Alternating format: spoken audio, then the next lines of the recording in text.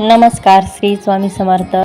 आजच्या व्हिडिओमध्ये आपण गुरुपौर्णिमेला गुरुसेवेचं महत्त्व याबद्दल माहिती घेणार आहोत। तसेच गुरुतत्व आणि गुरुसेवेबद्दल अधिक माहिती घेणार आहोत। आपल्याला गुरुपौर्णिमेनिमित्त स्वामी सेवा कोणकोणत्या आणि कशा करायच्या आहेत हेही आपण या व्हिडिओमध्ये जाणून घेणार आहोत। गुरु बिन ज्ञान न उपजय, गुरु बिन मिले न मोक्ष, गुरु बिन लखे न सत्य, को गुरु बिन मिटे न दोष।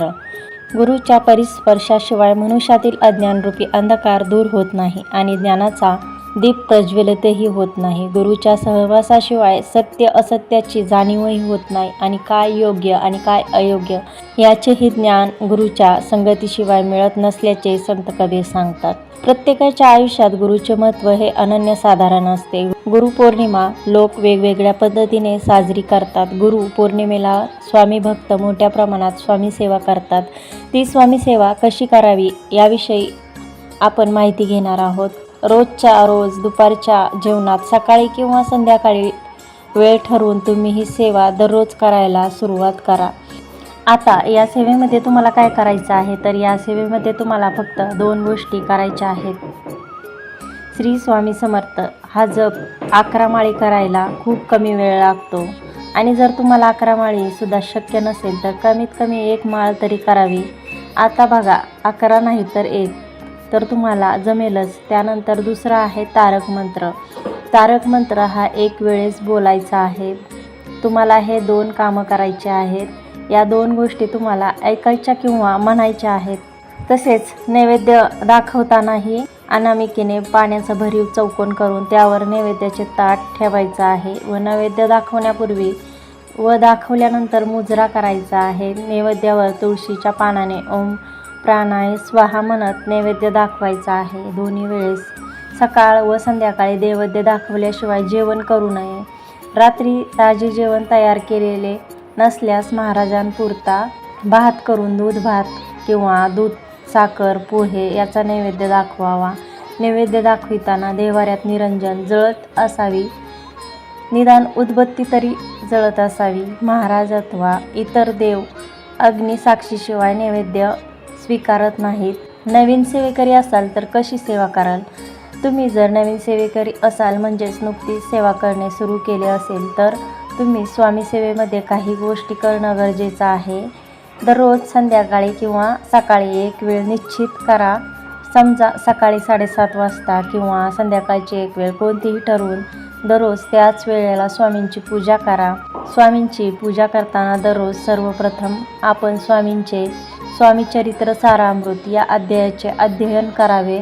अध्ययन करताना दररोज 3 अध्याय वाचावेत, कारण त्यात 21 अध्यायने आहेत, जेणेकरून तुम्हाला 1 आठवड्यासाठी अध्ययने होतील व पुढील आठवड्यात पुन्हा नव्याने सुरू करू शकाल। हे वाचून झाल्यानंतर स्वामीचा तारक मंत्र म्हणायचा आहे। तारक मंत्र म्हणून झाल्यानंतर आपण श्री स्वामी समर्थ या नामाचा 11 माळी जप करायचा आहे। हे न चुकता रोज आपल्याला गुरुपौर्णिमेपर्यंत करायचा आहे। स्वामी समर्थ महाराजांची सेवा कशी करावी किंवा कशी करायला हवी? स्वामींची सेवा करण्यापूर्वी स्वामींना मनोमन आपले गुरु स्वीकारून त्यांना असे म्हणायचे की माझी साधी भोळी सेवा मान्य करून घ्या।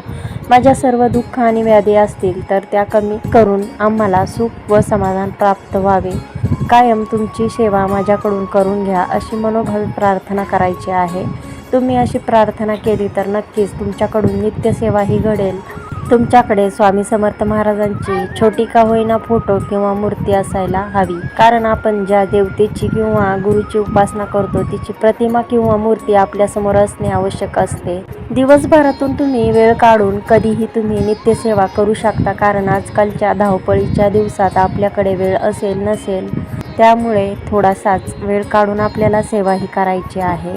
सर्वात अगोदर तुमच्याकडे श्री स्वामी समर्थ सारामृत हे पुस्तक असायला हवे। त्यामध्ये एकूण 21 अध्याय आहेत। खरे तर हे एक पुस्तक नसून खूप मोठे शस्त्र आहे। जीवनातील अडचणी सर्व दुःख या ग्रंथाने सोडवले जातात। या नित्यसेवामध्ये रोज 3 अध्यायाचे वाचन करायचं आहे आणि रोज 11 माळी जप करणे आवश्यक आहे, जे की 20 मिनिटांमध्ये होतो। अशा प्रकारे दररोज 7 दिवस 21 अध्याय वाचायचे आहेत। स्वामींनी अक्कलकोटमध्ये ज्या काही लीला केल्या आहेत त्या या ग्रंथामध्ये वर्णिले आहेत। अगदी 5 ते 7 मिनिटांमध्ये अध्याय वाचून होतात। जर तुम्हाला 11 माळी जप करणे होत नसेल तर तुम्ही फक्त 1 माळ जप करू शकता, पण ती एकदम अंतःकरणाने केली पाहिजे।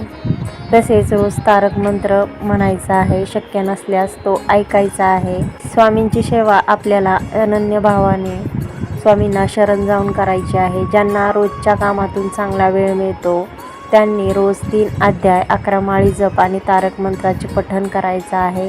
आणि ज्यांना जास्त वेळ मिळत नाही किंवा दिवसभर कामात व्यस्त असतात त्यांनी 3 अध्याय 1 माळ जप आणि स्वामी समर्थ तारक मंत्र याचं वाचन करायचं आहे। दररोज पाया पडताना महाराजांना मुजरा करायचा आहे।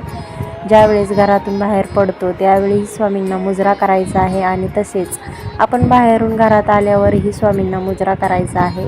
तसेच जसे जमेल तसे आपल्याला नित्यसेवेमध्ये खंड पडू नये याची काळजी घ्यायची आहे, कारण आपण आपल्या गुरूंचे गुरुपद घेतलेले असते, त्यामुळे स्वामी सदैव आपल्या पाठीशी असतात। तर अशा प्रकारे स्वामींच्या सेवा करायच्या आहेत। ज्यांना स्वामी समर्थ सारामृताची 21 पारायणे करायची आहेत त्यांनी 9 जुलैपासून ते 29 जुलैपर्यंत म्हणजे गुरुपौर्णिमेपर्यंत 21 पारायणे करायचे आहेत। म्हणजेच 1 दिवसीय पारायणामध्ये रोज तुम्हाला स्वामी समर्थ सारामृताचे 21 अध्याय वाचायचे आहेत, म्हणजेच 1 पारायण पूर्ण होते। असे 21 दिवस पारायण करायचे आहेत, म्हणजे 21 पारायणे पूर्ण होतील। ज्यांना 7 पारायणे करायचे आहेत त्यांनीही करू शकतात। यामध्ये तुम्हाला 3 दिवसीय पारायण करायचे आहे, ज्यामध्ये पहिल्या दिवशी 7 अध्याय वाचायचे आहेत, 1 ते 7 अध्याय वाचायचे आहेत। दुसऱ्या दिवशी 8 ते 14 अध्याय वाचायचे आहेत आणि तिसऱ्या दिवशी 15 ते 21 अध्याय वाचायचे आहेत। अशा प्रकारे 3 दिवसीय पारायण करून ही गुरुपौर्णिमेपर्यंत 7 पारायणे करू शकतात। ज्यांना वेळ नाही त्यांनी गुरुपौर्णिमेपर्यंत 3 पारायणही करू शकतात। यामध्ये तुम्हाला 7 दिवसीय पारायण करायचं आहे, ज्यामध्ये रोज 3 अध्याय वाचायचे आहेत, 11 माळी किंवा 1 माळ श्री स्वामी समर्थ मंत्र जप करायचा आहे आणि तारक मंत्राचं पठण किंवा श्रवण करायचं आहे। असे 7 दिवस करायचे आहे, जे की तुमचं 1 पारायण पूर्ण होतं 7 दिवसामध्ये। अशा प्रकारे तुम्ही 3 पारायण गुरुपौर्णिमेपर्यंत करू शकतात। तर अशा प्रकारे 9 जुलैपासून ते 29 जुलैपर्यंत म्हणजे गुरुपौर्णिमेपर्यंत आपल्याला स्वामींच्या सेवा करायच्या आहेत। तर ही माहिती आणि हा व्हिडिओ आवडला असेल तर लाईक, शेअर, सबस्क्राईब करायला विसरू नका। चॅनलवर जर नवीन असाल तर सबस्क्राईब करा। धन्यवाद। श्री स्वामी समर्थ।